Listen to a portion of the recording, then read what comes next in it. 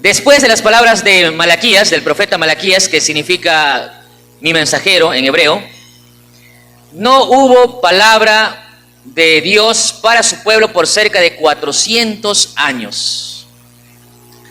4 generaciones no vieron lo que sus padres veían siempre o escuchaban siempre y eran profetas.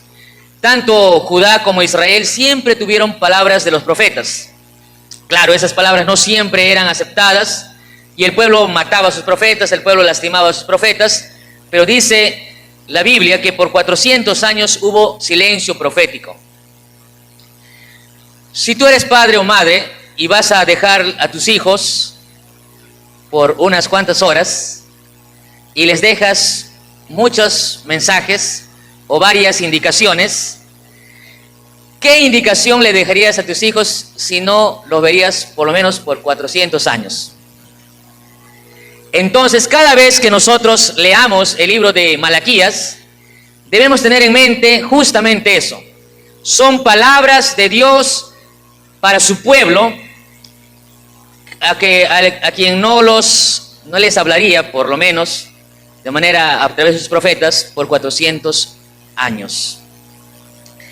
Cuando Jesús estuvo en esta tierra y cuando llegó Juan el Bautista, Jesús le llamó a él justamente el Elías, porque es una figura también de lo que representa el mensaje de Malaquías.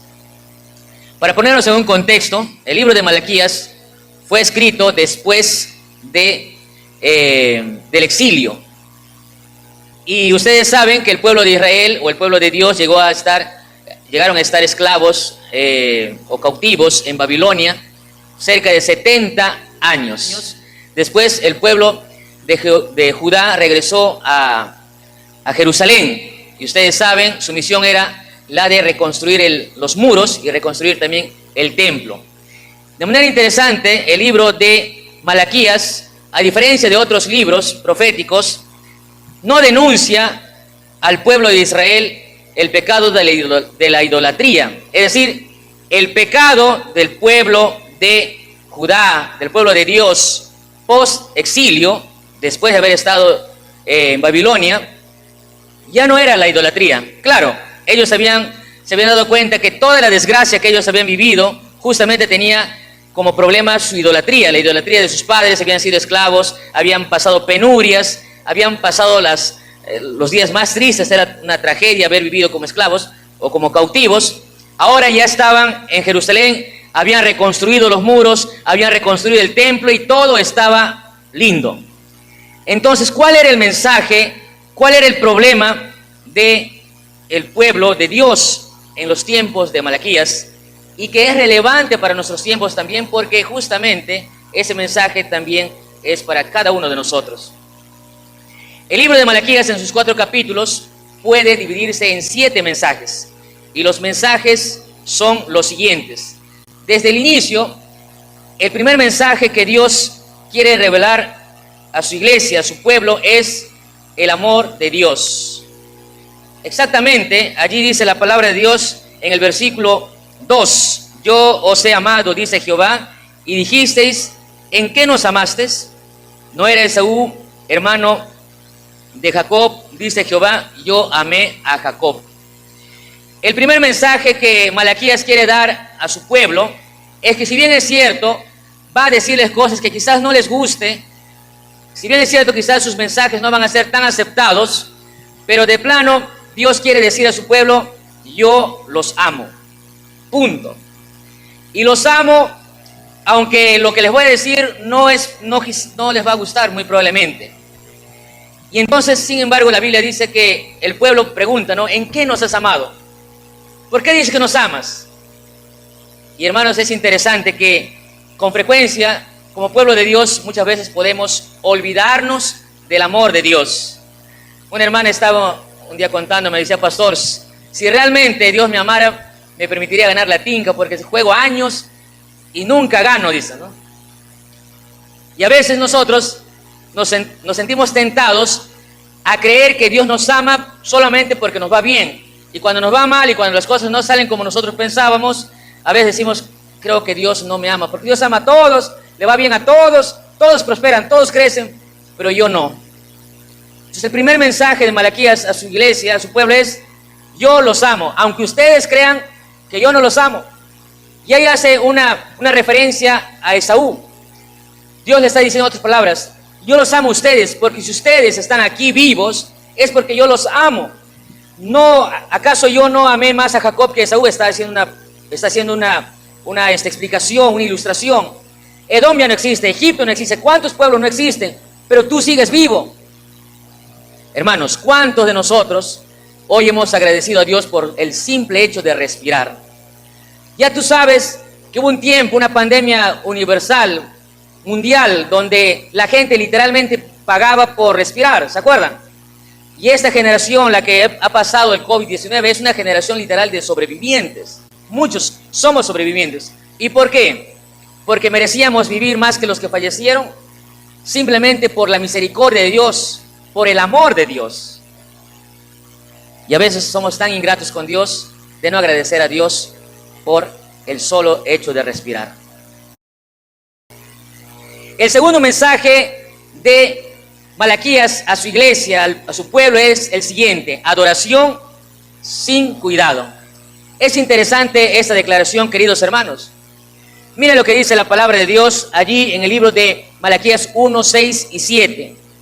Dice: el hijo honra al padre y el siervo a su señor. Sí, pues, yo soy el padre, ¿dónde está mi honra? Y si soy el Señor, ¿dónde está mi temor? Dice Jehová de los ejércitos a vosotros, oh sacerdotes, que menospreciáis mi nombre y decís: ¿en qué hemos menospreciado tu nombre? ¿Cuál era el tema? Repito, el pecado del pueblo de Dios en el tiempo de Malaquías ya no era la idolatría. Ellos ya habían superado ese pecado. Ya no iban tras dioses falsos, tras los Baales, ya no. Eso ya estaban curados los israelitas, el pueblo de Dios. Pero ahora decía: muy bien, Dios quiere que le adoremos solo a Él. Está bien, le adoraremos solo a Él. Pero ¿cómo era su adoración? Era una adoración sin cuidado.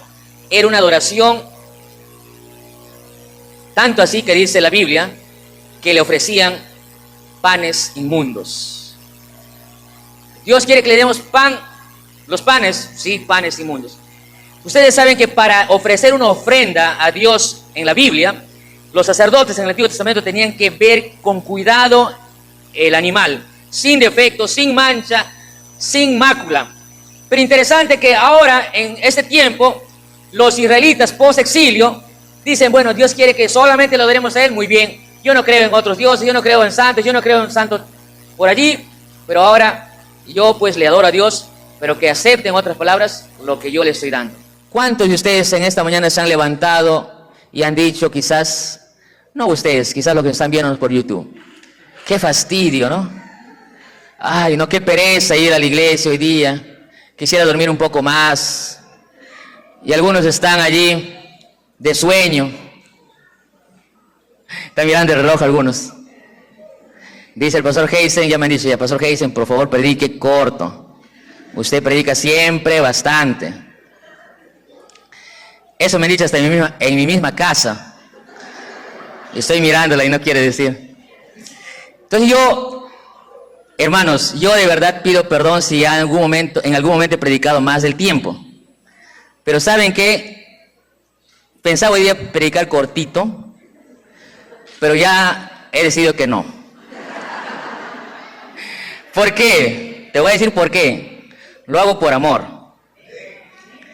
Porque si ustedes, no, estoy bromeando, pero si nosotros estaríamos preocupados con el tiempo ahora y nos iríamos a la casa, almorzamos y después salimos a visitar, a hacer obra misionera, a visitar enfermos, a hacer cosas positivas, entonces puedes quizás ver tu reloj. Pero si tú sabes que en la tarde lo único que vas a hacer quizás es sentarte o descansar, darte una santa siesta del sábado, no deberías ni siquiera mirar tu reloj. Porque a veces nosotros podemos sentir fastidio de estar en la casa de Dios, pero nos sentimos emocionados cuando estamos 2 horas frente al televisor mirando un partido de la Copa América o haciendo nuestras maratónicas de series. Y hermanos, ¿cómo es posible que media hora de sermón te pueda aburrir y no te aburres mirando una película de 2 horas? Ahora, no estoy condenando estas cosas. Simplemente estoy diciendo que a veces necesitamos darle el lugar que le corresponde a Dios. Punto. En tercer lugar, el problema del pueblo era un liderazgo débil. Y cuando hablo de liderazgo, quizás ustedes van a decir, pastor, mire, yo lo hablo como pastor y yo soy un ser humano común. Pero hablamos de liderazgo y no hablamos solamente de pastores, hablamos de ancianos, hablamos de maestros, hablamos de padres de familia inclusive, o madres. Porque mira lo que pasaba con el pueblo de Israel, o el pueblo de Dios.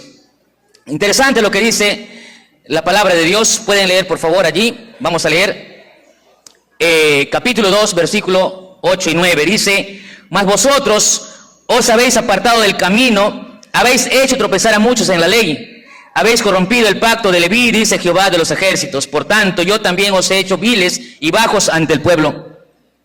Así que vosotros no habéis guardado mis caminos, y en la ley hacéis acepción de personas. ¿Cuál es el tercer mensaje para el pueblo de Dios? Es su falta de liderazgo fuerte. Y escuchen, hermanos, el liderazgo fuerte está basado en la Biblia. A veces nos sentimos tentados como líderes, como ancianos, como pastores, como padres inclusive. Nos sentimos tentados a actuar para agradar a las personas, para agradar a los hermanos, para agradar al hermano que es importante o tiene un cargo importante, o para agradar al hijo del pastor también, o para agradar a mis hijos inclusive. Y cuando nuestro derrotero, nuestra vida no tiene que ser para agradar a las personas, porque tristemente cuando agradamos a las personas desagradamos a Dios. Y esto, hermanos queridos, en todos los niveles. Aprendamos a vivir, o recordemos que nuestra vida debe estar guiada, nuestro liderazgo como padres, como pastores, como maestros, como ancianos, debe ser guiada por la palabra de Dios. Pero a veces nosotros tenemos un concepto errado de lo que es liderar las cosas. Y el pueblo de Israel, el pueblo de Dios, se quería congraciar con la mayoría, con la presión de grupo. Y hermanos, la presión de grupo nunca puede terminar bien, porque la presión de grupo siempre termina en desastre. Recuerden, si no, entonces, cuando Aarón, por la presión del grupo, por la presión de las personas, por la presión inclusive de los ancianos, finalmente él hizo oprobio al pueblo de Dios. Queridos hermanos, nuestra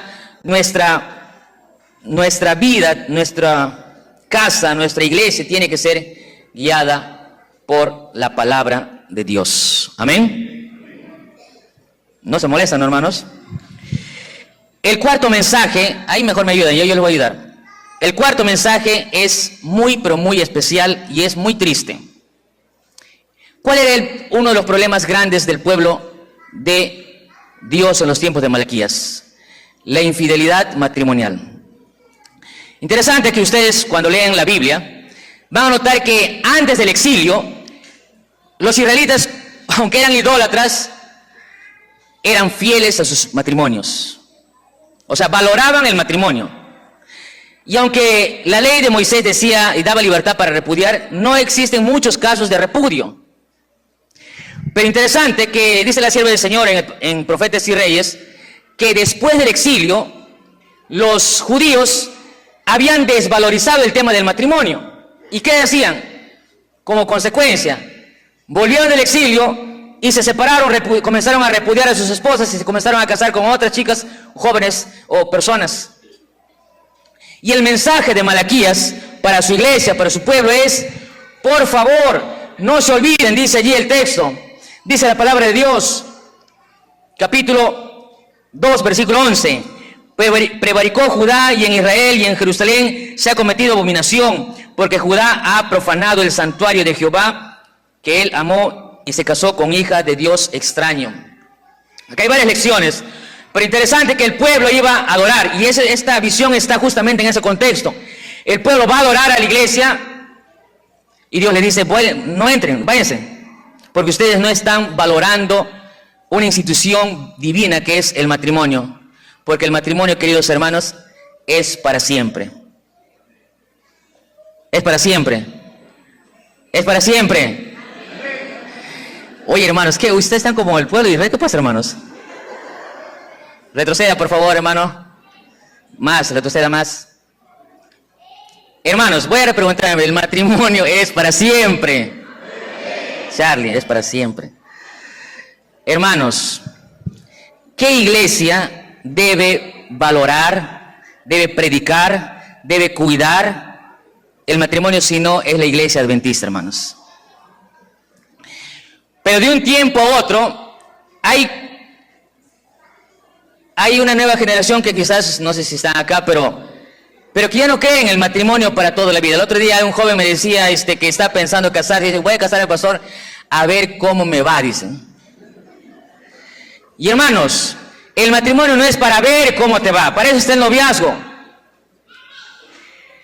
Hermanos, como iglesia debemos cuidar el tema del matrimonio.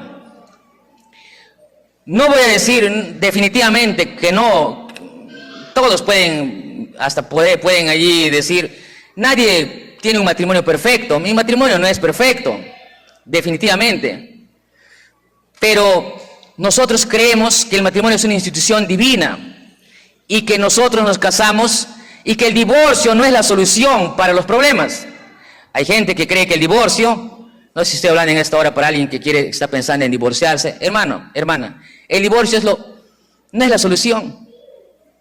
Algunos creen que cuando se divorcian van a solucionar las cosas. Al contrario, lo van a empeorar porque van a venir más consecuencias, los hijos, etc.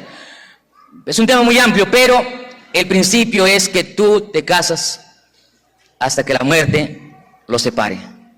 No lo veo muy contento, hermanos, ¿ah? Al menos mi esposa está que dice amén. Despacito, pero lo dice. Cuidemos el matrimonio, hermanos. Amén. En quinto lugar, en estos minutos que nos quedan, había un problema con el pueblo de Judá, de Dios. Tiene como consecuencia, miren, cuando el liderazgo en la iglesia, cuando en la casa no se vive de acuerdo a la Biblia, entonces ocurren infidelidades. Si tú eres una esposa y quieres tener un esposo fiel, dicen algunos, ¿no? Tienes que amarlo, respetarlo. Sí, aparte de eso, ¿yo sabes qué tienes que hacer, hermana? No dejes que tu esposo duerma hasta tarde. Levántalo y que estudie su Biblia. Que busque a Dios en primer lugar. Porque buscando a Dios en primer lugar, después te va a buscar solamente a ti. Esto también para los hijos. O sea, pero cuando nosotros nos apartamos de los principios bíblicos, es donde vienen los problemas. Entonces el problema fue, ¿qué cosa? Infidelidad. Pero cuando eres infiel al hombre, a la persona, a tu esposo, a tu esposa, ¿cuán fácil va a ser infiel a Dios? Entonces, ¿cuál era el otro problema? La infidelidad en los diezmos y en las ofrendas. Vamos a leer, por favor, 2, 3.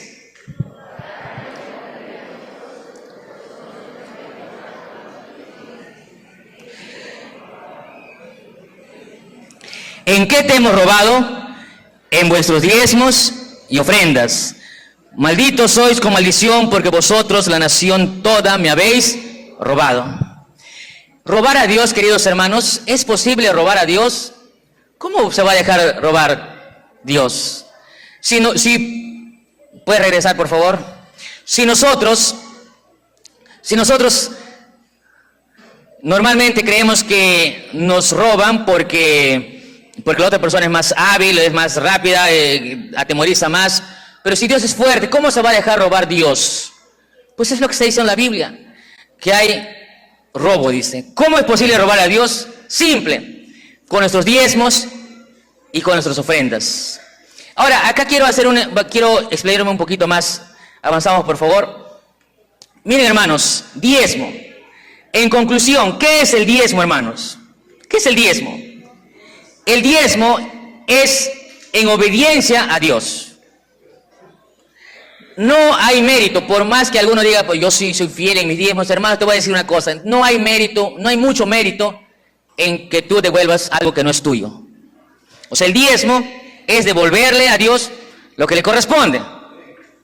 No hay ¿Quieres que te feliciten por eso? ¿Quieres que te den un premio por eso? No, no hay premio para eso. Al menos acá. O sea, no hay porque estamos simplemente devolviendo lo que le corresponde a Dios. O sea, lo hacemos, el diezmo es por obediencia a Dios. Pero, ¿en qué entonces se diferencia con la ofrenda? Avanzamos. La ofrenda, en cambio, es más grande y más extraordinario. Ahora, con eso no quiero decir que tú no vas a diezmar, ahora voy a ofrendar, pues no. Ya dije, la ofrenda, el diezmo está por demás de explicarlo. Yo devuelvo lo que no me pertenece. 10% es de Dios, toma Señor, muchas gracias por prestarme. Pero la ofrenda es más grande y extraordinario. La ofrenda es en gratitud a Dios. Y el diezmo es el 10%. Pero la ofrenda es, ¿cuánto por ciento? ¿Cuánto por ciento es la ofrenda? No tiene límite, porque el mayor ejemplo de ofrenda fue Jesucristo. Y Dios, dice la Biblia, lo entregó todo. De tal manera amó Dios al mundo que ha dado a su Hijo unigénito para que todo aquel que en él crea no se pierda, mas tenga vida eterna. Cristo es la mayor ofrenda. Y Cristo fue la ofrenda y como ofrenda fue un sacrificio. Por lo tanto, es más extraordinario la ofrenda. ¿Por qué? Porque implica sacrificio. Si un día tú dices, pastor, ¿qué dicen? Yo no quiero dar ofrenda, no hay problema, porque eso no es por obediencia, sino es por gratitud. Pero va a depender cuánto tú estás grato a Dios. ¿Y qué es lo que hacía el pueblo de Israel? O el pueblo de Judá, perdón. El pueblo de Judá dice, no le daba a Dios ni ofrendas, ni diezmos, ni ofrendas ni diezmos. O decir, este pueblo no era ni obediente ni grato. Por lo tanto, el llamado que Dios quiere hacer a su iglesia en este tiempo también es ese. Seamos obedientes y seamos gratos. O sea, cuando tú estudias el tema del diezmo y ofrenda, no es solamente el dar el dinero, no, eso es un plano visible. Pero el plano que tú no ves, cuando tú diezmas, cuando tú le das a Dios lo que le corresponde, eres obediente a Dios. Y cuando tú ofrendas, eres grato a Dios. Por lo tanto, si tú en tu ofrenda eres mezquino, no le das y le das monedas, lo que estás haciendo es simplemente ser ingrato. Ya ni de hablar del diezmo, porque ahí es desobediencia.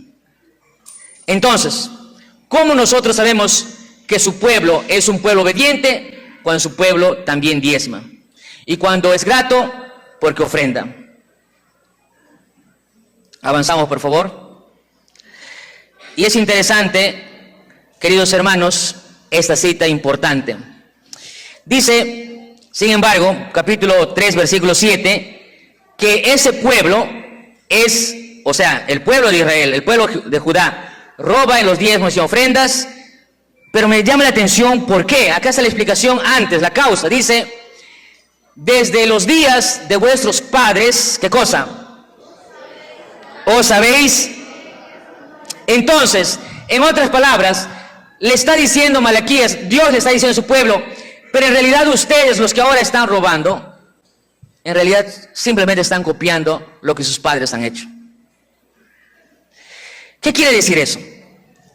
Que nosotros, queridos hermanos, debemos ser conscientes de que la fidelidad también es un tema que nace, ¿dónde, hermanos? ¿Dónde? En el hogar, en la casa.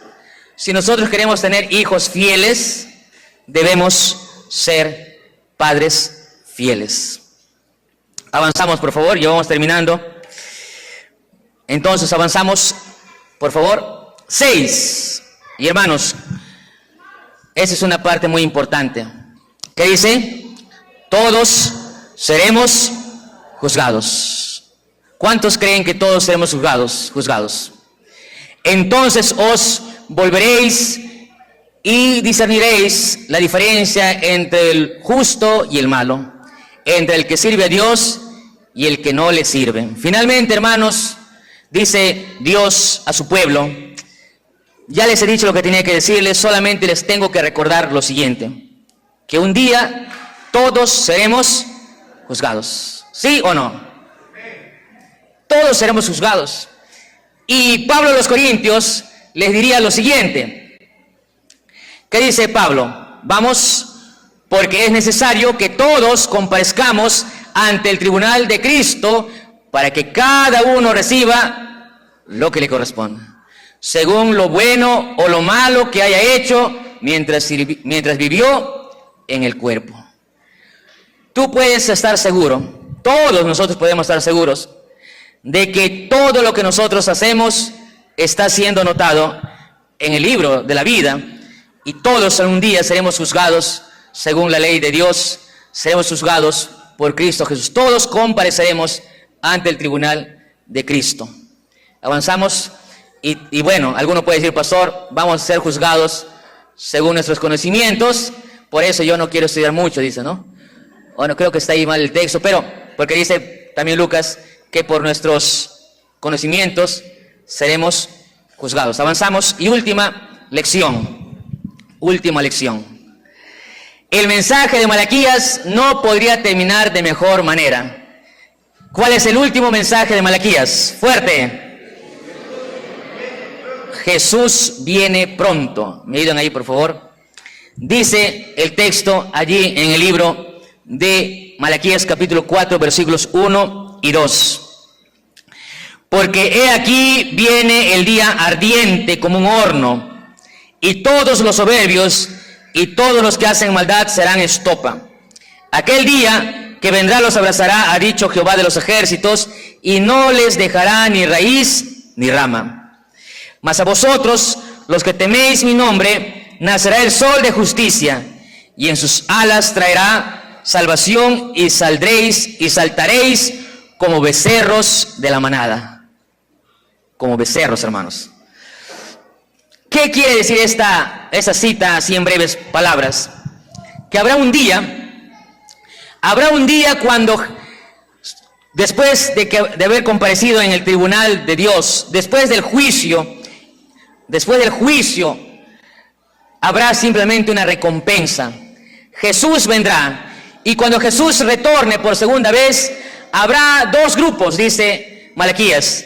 Habrá dos grupos, un grupo que será de felicidad y un grupo que será de maldición.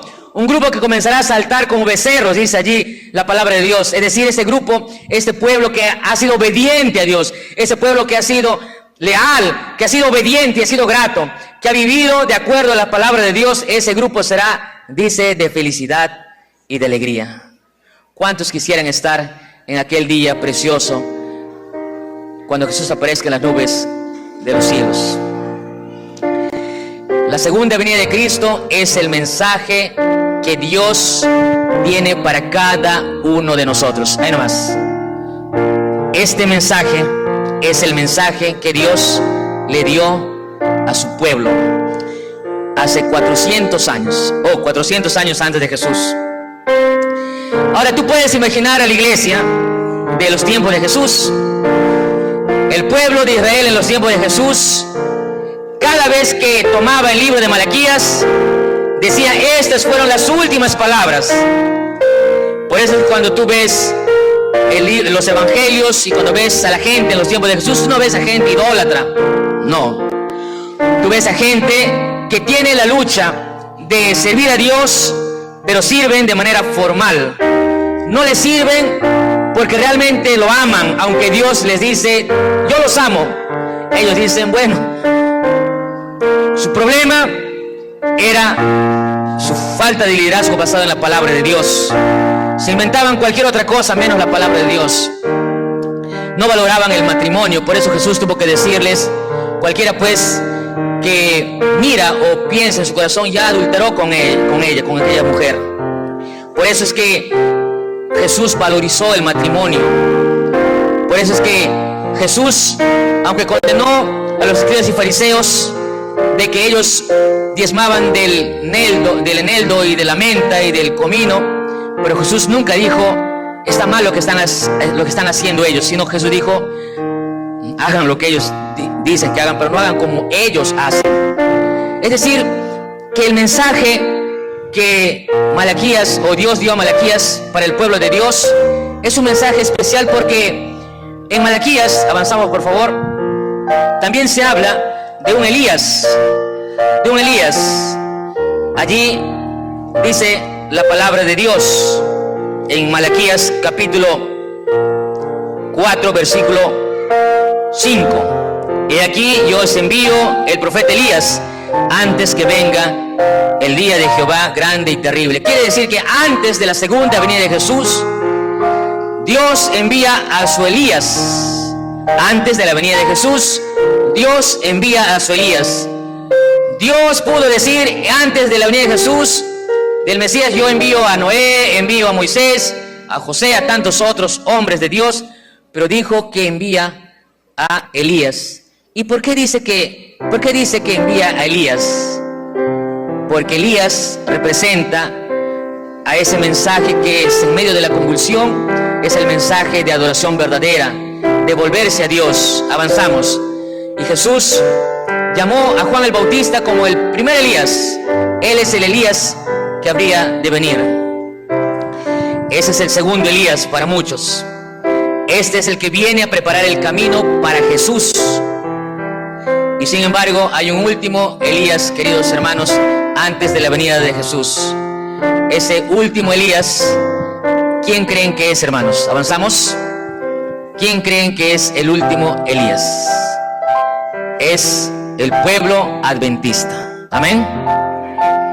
Ese pueblo que fue llamado para predicarle a todo el mundo que Dios los ama. Amén.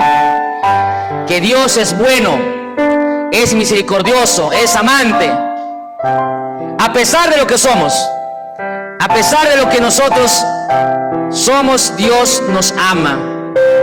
Aunque seamos ingratos, Dios nos ama. Pero también esta iglesia es llamada a adorar a Dios como dice la Biblia. No con sobras, no sin cuidado, sino una adoración conforme a la Biblia, una adoración grata. En tercer lugar, a anunciar que debemos aprender a liderar y a dirigir de acuerdo a la palabra de Dios, no para agradar a la gente, no para tener likes, no para tener más adeptos o más seguidores, sino para ser movidos por la palabra de Dios, para agradar a Dios antes que a los hombres. ¿Para qué más? Para cuidar el matrimonio sagrado. Nosotros somos pro familia, queridos hermanos. Nosotros creemos en la familia constituida según la Biblia. Nosotros apoyamos el matrimonio, velamos el matrimonio, cuidamos el matrimonio, creemos en el matrimonio, predicamos en el matrimonio porque creemos que es hasta que la muerte nos separe. Amén, hermanos. Es para siempre. Creemos que el pueblo de Dios está llamado a ser obediente y grato. Obediente en nuestros diezmos y gratos en nuestras ofrendas. También aquí un día compareceremos ante el juicio, que seremos juzgados por todo lo que estamos haciendo. Seremos juzgados ante el tribunal de Cristo, porque Cristo muy pronto volverá. Amén. Cristo muy pronto volverá. Este es el mensaje que Dios tiene para este tiempo. Ese es el mensaje que Dios ha dado al último pueblo de Dios. Al pueblo del tiempo del fin, no. Al pueblo del fin, del tiempo del fin. Estamos jugando, estamos librando los minutos complementarios o suplementarios, antes de la segunda venida de Cristo. Amén. Lindo el mensaje de Malaquías, ¿no? Qué mensaje más bonito. Dios diciéndoles su carta, es una carta de Dios. No les voy a escribir por 400 años. Pero el último mensaje que les quiero dejar es que yo vengo pronto. Después de esa visión, después de esa profecía, los israelitas esperaban la venida del Mesías. Esperaban la venida del Mesías. Y cuando vino el Mesías, muchos de ellos no le reconocieron. Nosotros ya no esperamos la primera venida de Jesús. Hoy esperamos la segunda venida. Y también, al igual que el pueblo, el llamado es a estar preparados para aquel día cuando Jesús venga por segunda vez. Amén. Yo quiero estar preparado, junto a mi familia, junto a todos. Estamos vivos y mientras estamos vivos podemos mejorar y hacer las cosas como Dios quiere. Padre eterno, gracias porque eres bueno, Señor. Gracias porque a pesar de nuestras imperfecciones, de nuestras falencias, de nuestras asperezas, tú nos recuerdas una vez más que estás pronto a venir. Hay cosas por las cuales debemos trabajar. Hay cosas por las cuales debemos, Señor, trabajar incansablemente, orar, si es posible ayunar. Porque queremos que cuando venga tu Hijo amado Jesús por segunda vez, queremos estar en el grupo de aquellos que saltan como becerros de felicidad, Señor. No queremos estar en el otro grupo que escucharán decir de Dios: nunca os conocí, apartaos de mí, hacedores de maldad. Acompáñanos, Señor, en esta decisión. Estamos decidiendo, Señor, en esta hora ponernos a tus pies, servirte de todo corazón, serte fieles, Señor, más allá del dinero, serte obedientes, y más allá del monto, ser gratos a ti en todo aspecto de nuestras vidas. En el nombre de Jesús, amén, Señor.